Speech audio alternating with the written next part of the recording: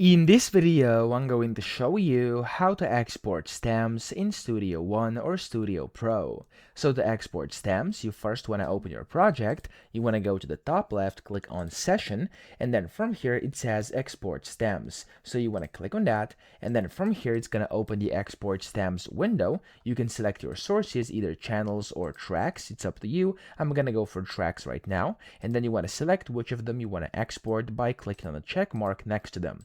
I'm going to do all four right now, and then over here you can select active or all or none as well. That's also going to work. And then you have to of course select where you want to save these, the file name prefix. So I'm just going to go and name it, for example, tutorial over here. And then here you can of course select if you want to publish, change the format. I'm going to go with MP3 right now, and then you can change things like sample rates, bit rates, etc.